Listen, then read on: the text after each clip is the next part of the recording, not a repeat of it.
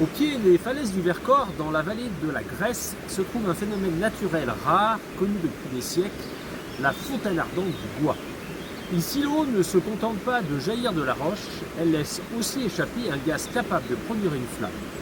Ce phénomène, aussi discret qu'étonnant, a marqué les esprits bien avant la l'époque moderne. Dès l'Antiquité tardive, certains auteurs évoquent déjà l'existence d'eau capable de brûler. Saint Augustin, dans la Cité de Dieu, mentionne simplement sum quodiam aqua qua et ardeant. Il existe certaines eaux qui brûlent. Sans nommer le Gois, cette phrase témoigne d'une réalité connue, celle de sources où feu et eau coexistent, défiant les lois apparentes de la nature. Au XVIIe siècle, la fontaine ardente entre véritablement dans la littérature savante du Dauphiné. En 1656, l'historien Denis de Salvagne de Boissieu l'inscrit parmi les merveilles de la province. Il écrit en latin Est d'infinatu fons ignominum qui flamme erita que tamen non, autrement dit, il est en Dauphiné une fontaine qui vomit le feu sans que l'eau soit consumée. Pour les érudits de l'époque, le phénomène est encore perçu comme une singularité presque prodigieuse d'une eau qui nourrit le feu au lieu de l'éteindre. Le paradoxe est total.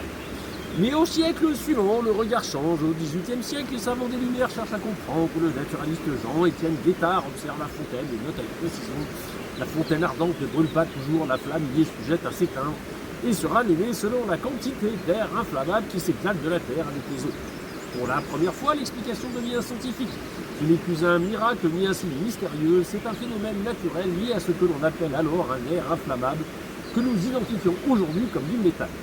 D'autres observateurs de la même époque décrivent la fontaine en des termes presque géologiques. Cette fontaine peut être regardée comme une espèce de volcan imparfait d'où s'exhale un air subtil et inflammable. La comparaison est frappante.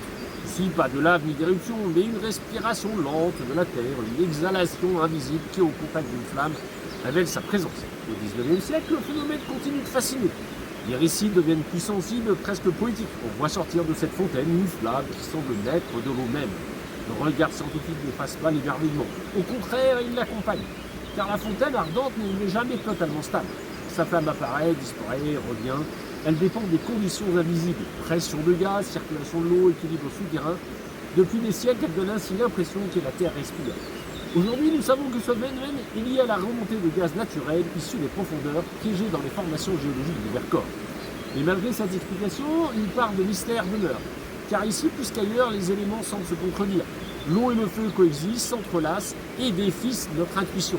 La fontaine ardente du Gois n'est donc pas seulement une curiosité géologique, elle est aussi un témoignage rare de l'histoire du regard humain sur la nature. Du miracle antique à l'explication scientifique, elle raconte plus de 1000 ans d'observation, de fascination et d'émerveillement. Et je peux vous dire qu'ici, clairement, le gaz est à sa pleine puissance parce que ça chauffe.